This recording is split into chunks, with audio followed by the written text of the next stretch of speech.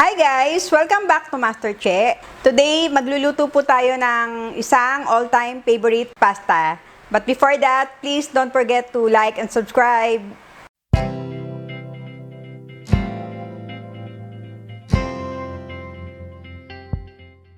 Ang gagawin po natin ay carbonara. Gagawa po tayo ng Pinoy carbonara and original carbonara. At ito po ang ating mga kailangan. Kailangan po natin ng bacon, Parmesan cheese, bell pepper, mushroom, milk, all-purpose cream, butter, and cream of mushroom, and pasta water. Lagay po muna tayo ng butter.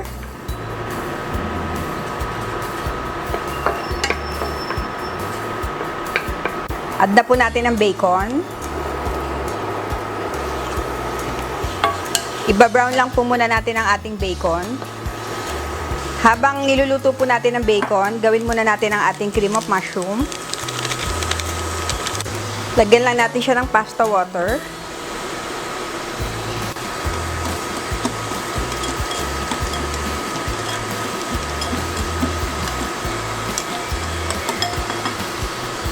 Palalabasin lang po natin ang oil ng ating bacon. Mas masarap po pagka tostado siya. A few minutes later. Medyo mapula na po ang ating bacon. Pwede na po nating ilagay ang ating bell pepper. Optional po ito kung ayaw nyo lagyan ng bell pepper, okay lang. Pero mas masarap po siya na may bell pepper. I-add na po natin ang ating mushroom.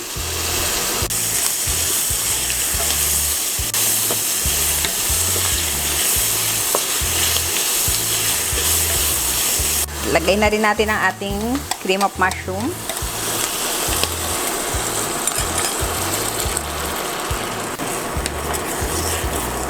Dagan lang po natin siya ng pasta water.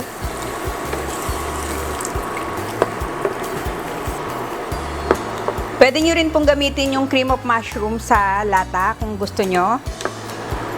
Add lang pa po tayo ng pasta water.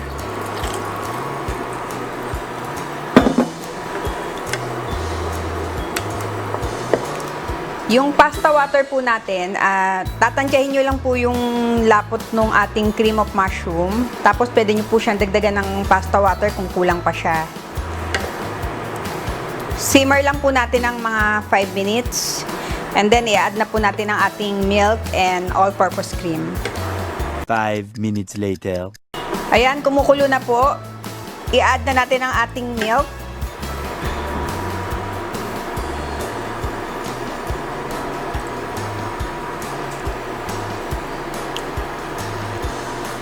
Ngayon po, i-add na natin ang ating all-purpose cream.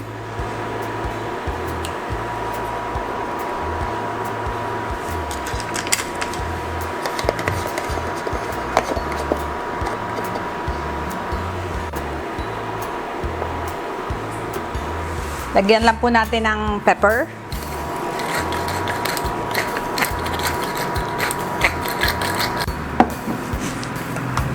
And konting sugar. Para mabalance lang po yung lasa niya.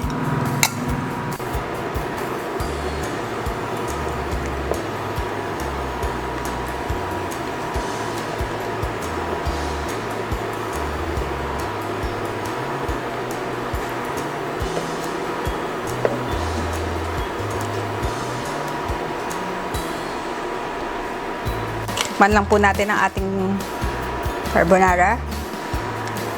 Sarap na po. Lagyan lang natin ng konti pang salt.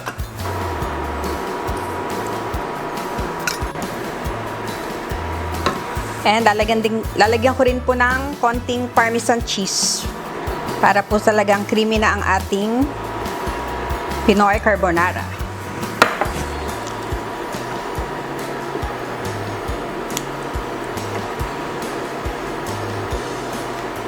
Lalagyan ko lang po siya ng cayenne pepper para po spicy ang ating carbonara.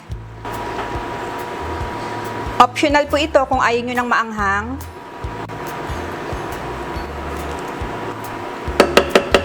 Ngayon, i-add na po natin ang ating pasta.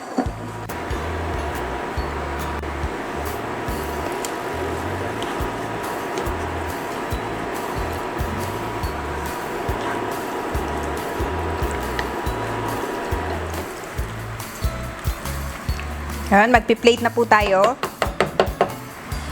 Ngayon naman po sa ating original carbonara or authentic carbonara. Ito lang po ang ating mga kailangan. Bacon, parmesan cheese, eggs, and olive oil, and pepper. Ang ginagamit po talaga sa original na carbonara ay guanciale or pancetta, pero pwede rin pong bacon. So ngayon, papupulahin lang po natin uli ang ating bacon. Ngayon, lalagyan na po tayo ng konting olive oil. Dahil magmamantika po ang ating bacon. Ngayon, kaya konti lang po ang nilagay kong olive oil.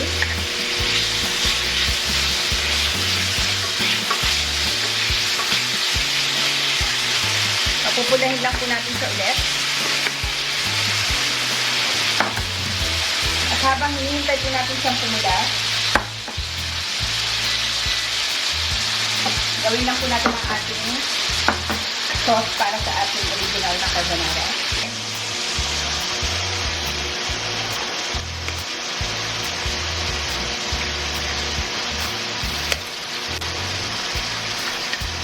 Dadagdagan ko lang po ng isa pang egg yolk para mas masarap po ang ating sauce. Hindi na po natin isasama yung white.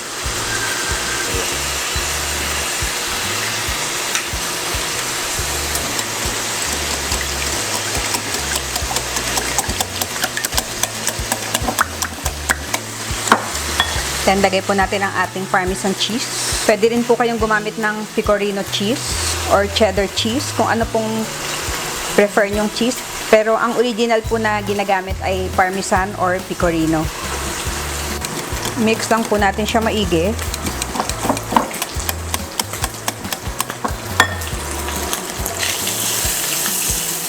Ito ko lang pong medyo mas mapula pa yung ating bacon.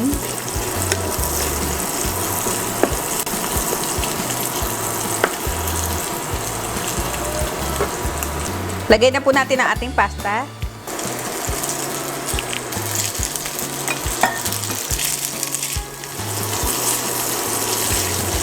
Mix lang po natin. Kailangan pong palamigin natin siya bago natin ilagay ang ating sauce para hindi po siya magbuo yung ating egg.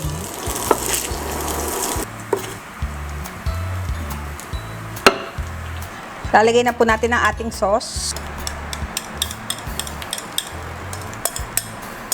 Then, mix lang po natin.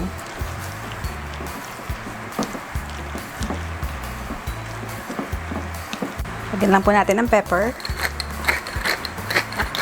And more parmesan cheese. And ito na po ang ating original carbonara.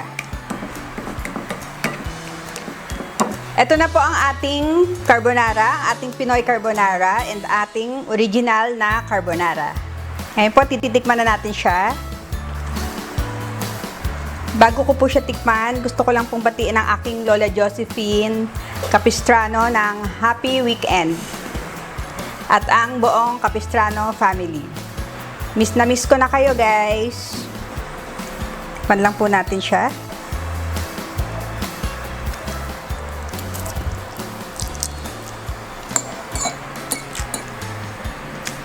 Sobrang creamy po ng ating original carbonara kahit na wala po siyang cream. Sarap po. Tikman naman po natin ang ating Pinoy carbonara.